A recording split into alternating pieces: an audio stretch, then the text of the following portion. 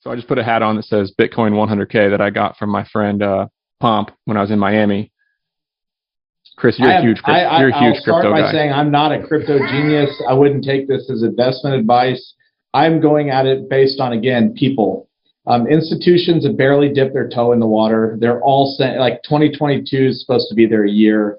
There's been a cult. It's a religion. I mean, I was talking to a friend the other day, and he said there's more people that called into Washington when they announced the some money printing bill they were going to do earlier this year. Part of it came with this regulation on Bitcoin. Well, you might remember on Twitter, the internet like blew up. More people called their politicians about regulating Bitcoin than they did when they shut down the world for COVID. I don't think you can get elected as a politician anymore unless you believe in Bitcoin. Now, I don't know. I'm not an expert on Bitcoin. I'm not sure what all it's going to do. I'm not coming at it from there, but I'm looking at people. And I'm just saying they're the biggest wealth sources in the world, haven't even got in yet. It's become a religion and a cult. And so I thought it would be a good prediction. It's going to double this year. We'll see. I'll take the other side just for devil's advocate purposes. I'll take the other side. I own Bitcoin. I own Ethereum. I own Solana. I'd like for it to do well. I think Web3 is massively overblown. I think the average wealthy person in America does not have any clue what the hell it is and doesn't care at all about how it interacts with their life. I'm glad a lot of really smart people are building that space. I realize I'm very ignorant, and I realize that the potential is limitless. That's what all the smart people tell me. Yep. I still don't get it. If somebody can't explain something to me in a minute and it makes sense, I think it's bullshit. And I've listened to very smart people try very hard to explain Web3 to me and the purposes and what it does. And it's never a good sign when I can't understand something easily. Maybe I'm not very smart. Chris, do you understand what the hell Web3 is? I am trying. For anybody watching, I bought this book, and when I was off Twitter for a month, I'm only about halfway through it. It's called The Token Economy. It's done the best job of articulating it to me, but it's very confusing. You're correct. Is there a real problem, Chris? That's the thing. Is there a real problem that tokenization and cryptocurrency solve? I mean, I think that there may be problems with liquidity and a non-regulated asset. I think regulation is pretty damn good for the U.S. dollar and pretty damn good when you get your money stolen and pretty damn good when you want to trust a bank to hold on to it for you. Is the problem big enough? That's the real question in my mind that I don't know the answer to. And I think people are going to get tired. The speculators are going to get tired of the fact that, hey, on April 2021, 9 months ago, Bitcoin was $20,000 more than it is now. The speculators are going to get worn out of having their cash tied up in this asset. Do they start selling it and it's just fade off into obscurity? That's greater than 0% chance that happens. All I would say is how I started this. I follow what are people doing. I don't have to be an expert. The smartest people in the world are getting into crypto and Web3. I'm sure if we sat in the mid-90s talking about everything the internet would do, we would say, what does this even mean? This is crazy. Even talking about the cloud is nuts. And I think we're just living through one of those times where 5 or 10 years from now, it'll all make sense, and it doesn't now. And I just feel very fortunate to have some capital and, have a lot of relationships with people doing it. I'm not going to solve it, but I'm going to participate in it. I'd be a fool not to. And if I just saw the people and the money getting into this, it's not happening by accident. So there's a lot of I don't think the really smart people are the ones that add the most value to the world, Chris. I think the people who get out, do things with their hands are the ones who really add the most value to the world. So when people always say like the smartest people I know are working on Web3 and crypto, the smartest people I know have always had their head in something, that's way above the head of the average American. So it's fun. It's fun arguing with you. I'm basically arguing with you for the sake of arguing with you now. You are sweaty startup. Yeah, I'm arguing with you for the sake of arguing now. So, okay, let's talk about BREIT. This is something that I'm excited to talk about. BREIT is, you go for it.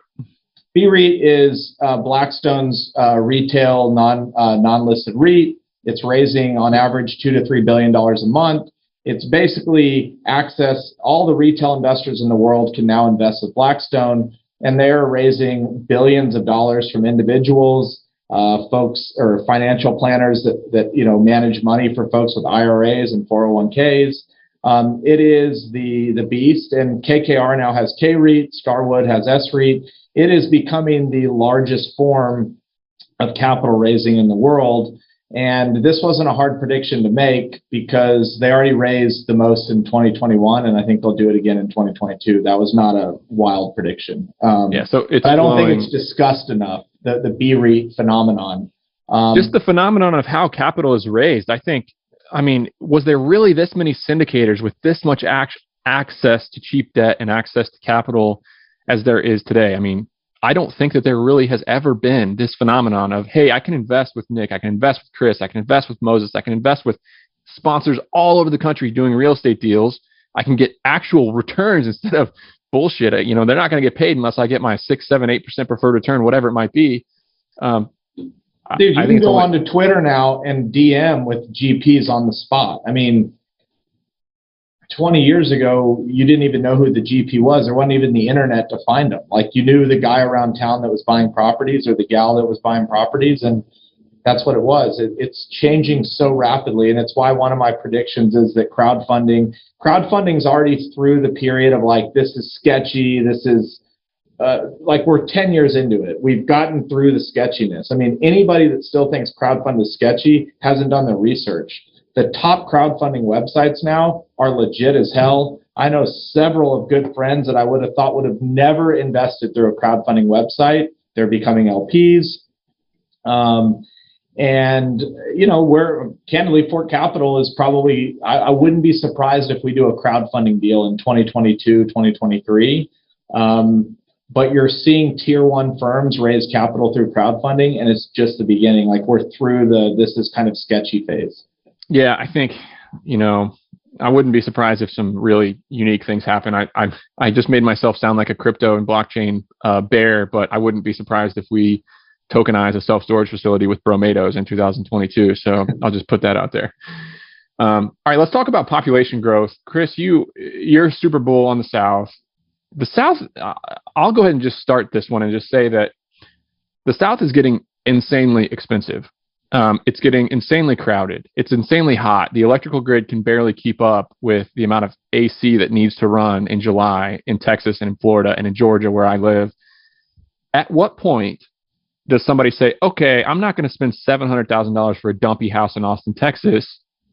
I'm going to go to my small Midwestern town or my upstate New York town of 200,000 people, and I'm going to buy a full-on house for $212,000, a full-on big house to live there and work remotely. And I got a live music venue. I got 3 craft breweries. I have all the fun and quality of life without the traffic, without the expense, and without the blistering heat in the summer. At what point does the tide shift? I mean, how much are people willing to pay to live in these towns? That's the only question I'm really asking. At what point is the cost savings, the actual ability to get ahead in life, worth not living in, DFW, Austin, Miami, these places that are booming? It's definitely more expensive than it was a few years ago, but a little bit. It's double. It's double. Okay, but double is still relative. Like, to live in New York and pay $5,000 a month, you're living in like a shoebox. I'm going to say something controversial. Well, it's controversial maybe to a few people, but it's my belief. People are not just moving to the South because of taxes and more affordable. It's freedom. Mm-hmm. We now live in a world where people want to be free. And the South, the Sun Belt states offer freedom. Mm-hmm. My kids and my family are living a completely different reality than folks in some parts of California, New York, some of these states that are almost tyrannical in a lot of ways when you look at the policies being pushed. Now, I don't know, man. Downtown Atlanta, downtown Austin, their schools are out right now because of Omicron, whereas upstate New York, they're in school. You know what I mean? It's not all roses in downtown, very liberal metros where they're locking people down as well.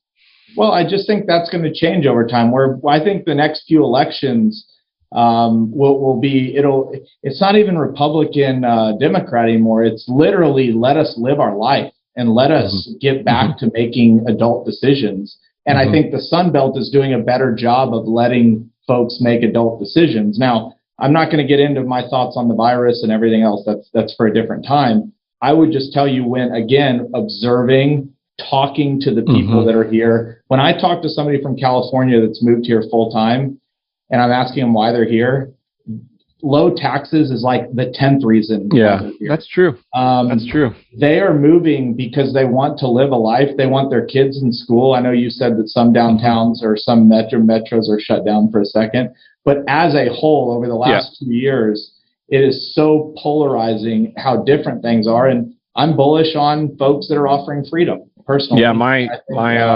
freedom is a great thing to pay for. My poor friends in Canada had to be home by 10 p.m. on New Year's Eve because they're basically telling people that they can't go outside. They cannot be outside. I'm not an overly political person either, but that is absolute absurdity. So you're right. I think the South, that's why I live in Athens, Georgia, is that I get to make the decisions to do what I want to do, and everybody else gets to do what they want to do as well, which I think is a pretty fine system. It's so easy to make this so polarizing, but even watching the CDC walk back so many things, and doctors that have been accomplished for decades are being erased off the internet. This is mass hysteria, and there are a lot of children and a lot of people that are going to be this is going to linger on in their life for way longer than it ever should have. And again, I'll end it by saying one reason why I'm bullish on Texas, Florida, and the Sun Belt, they are offering, to what I've seen right now, the best opportunity to get back to a life of pre-COVID than we've ever seen. My hope is the rest of the country does that quickly. And if I know America like I think I do, they will eventually. But right now it is black and white. It's so polar opposite. I have faith that 95% of Americans want to get back to normal life. And I think it's the loud 5% that are affecting a lot of these places. So I'm bullish as well.